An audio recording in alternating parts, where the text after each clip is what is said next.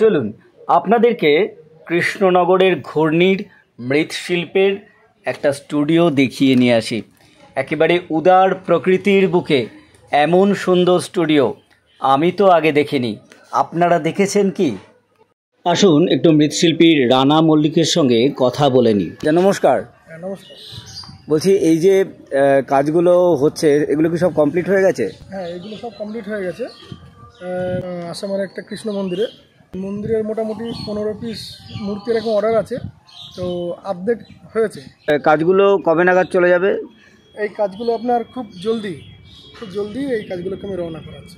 আচ্ছা, এরপরে আবার নতুন কাজগুলো যেগুলো হবে সেগুলো তো হচ্ছেই আছে, সেগুলো আবার মনে করেন 10-12 দিনের মধ্যে আবার পাঠিয়ে দিতে হবে।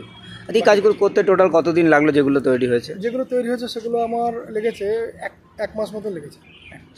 আচ্ছা, কিভাবে তৈরি হয়? প্রথমে আমাদের মাটি দিয়ে বানাতে হয়। আচ্ছা, মেন যে মডেলটা সেটা মাটি দিয়ে বানিয়ে তারপরে আমাদের প্লাস্টার দিয়ে ডাইস করতে হয়। সেই ডাইসের মধ্যে রেজিন দিয়ে আমাদের ওটাকে কাস্টিং করতে হয়। তারপরে সেই কাস্টিং করা মডেলটাকে ভালো করে ফিনিশিং করতে হয়। তারপর প্রাইমার ফিনিশিং করতে হয়। তারপরে আমাদের কালারের ফিনিশিং আনতে হয় জিনিসটা। চলুন, যে কাজগুলো সম্পূর্ণ হয়ে গেছে এবং খুব তাড়াতাড়ি চলে যাবে আসামের সেই নতুন কৃষ্ণ মন্দিরের দেওয়াল সজ্জার জন্যে, সেগুলো একটু দেখে নিই। শ্রীকৃষ্ণের জন্ম হচ্ছে কংসের কারাগারে, সেই দৃশ্য ফুটে উঠেছে এখানে। আর এখানে দেখতে পাচ্ছি বসুদেব সদ্যজাত শ্রীকৃষ্ণকে নিয়ে কংসের কারাগার থেকে চলেছেন সেই নন্দ রাজার বাড়িতে একেবারে ঝড় জলের রাতে। এবার চলে এলাম একেবারে কংসের কারাগার থেকে সোজা একেবারে নন্দ রাজার বাড়িতে, যেখানে যশোদার আদরে বড় হচ্ছে ছোট্ট শ্রীকৃষ্ণ।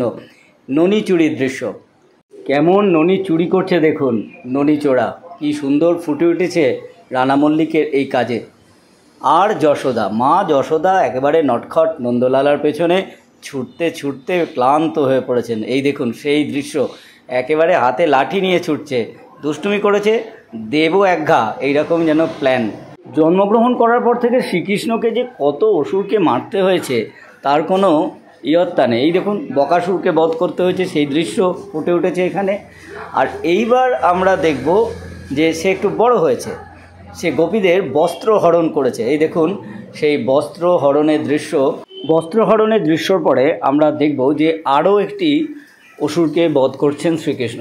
এই দেখুন সেই অসুর বধ একেবারে শ্রীকৃষ্ণ কিভাবে করছে, এবং তার যারা সখা রয়েছে গোচারণ ক্ষেত্রের সেই সখা, তাদেরকেও তিনি রক্ষা করছেন। এখানে কৃষ্ণ ও বলরাম রয়েছে। আর এই সেই বিখ্যাত একেবারে দোলনায় ঝুলছেন রাধা এবং কৃষ্ণ। সমস্ত কাজগুলোই কিন্তু ফাইবার গ্লাসের তৈরি। এই কাজগুলি খুব তাড়াতাড়ি পাড়ি জমাবে আসামের কৃষ্ণ মন্দিরের দিকে। আরও নতুন যে কাজগুলো হবে সেগুলো অবশ্যই আপনাদেরকে দেখাবো। কেমন লাগলো আপনাদের কৃষ্ণনগরের প্রখ্যাত মৃৎশিল্পী রানা মল্লিকের এই সব কাজগুলি? অবশ্যই কমেন্ট করে জানাবেন।